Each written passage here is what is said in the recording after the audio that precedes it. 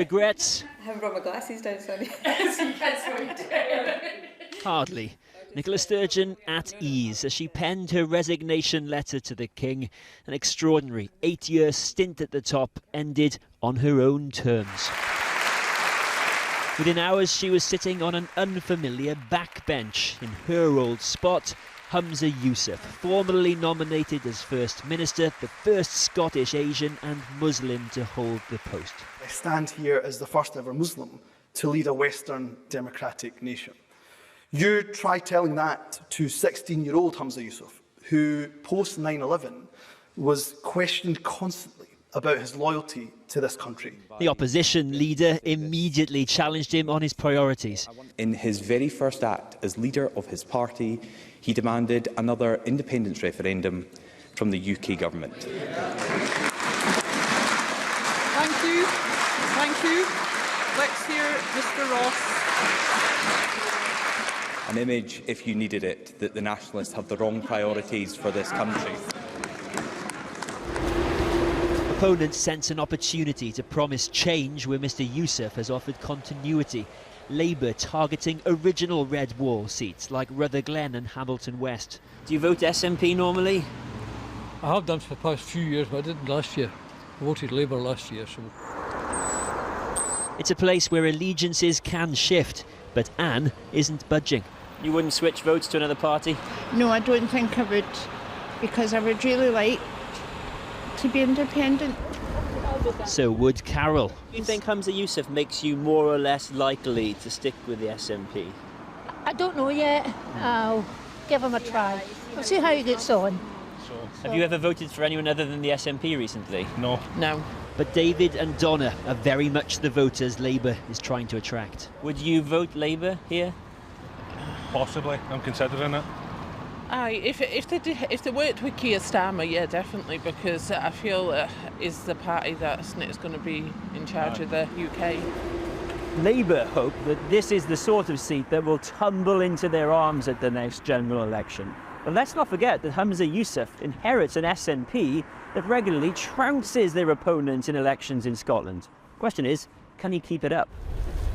So to pretty Pittenweem in northeast Fife, a former SNP seat that will be a key test of Humza Yousaf's ability to grow the party. Lifelong SNP supporter Carol wants a change of focus. There's more important things than independence at the moment.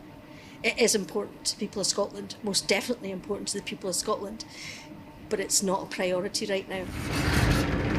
In the chocolate shop, where constitutional chat comes free of charge. I'm not necessarily with Westminster. I'm happy with the devolution, and I think devolution's good for Scotland. Lib Dem leaning Cameron. I'm happy for Humza that he's managed to get his chance to shine after being in the cabinet for so long.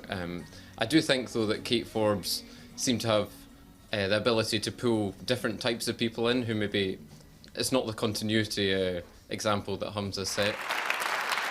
Kate Forbes, who was promising more radical change and was only narrowly defeated, turned down a government job tonight.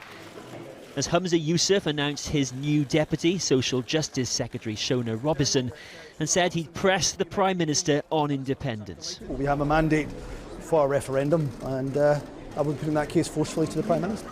So far, so familiar, but it is early days. He's part of that new generation that comes to expect that the SNP either are in government or have a really serious chance of being in government. That, I think, will affect how he sees things. In other words, what he ought to be thinking about is not just campaigning, but also governing Scotland. First Minister, we have to get used to that. Still not sunken.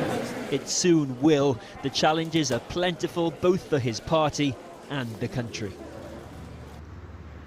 Well, Kieran joins me now live in front of the Scottish Parliament. Kieran, some developments within the last hour, aren't there? Yeah, Humza Yousaf and Rishi Sunak have now spoken, and it's pretty much continuity there too, Cathy. I mean, it's the same dynamic that we're used to. The Scottish First Minister's request for an independence referendum, we know that's always going to be turned down by the UK Prime Minister, the way things are at the moment.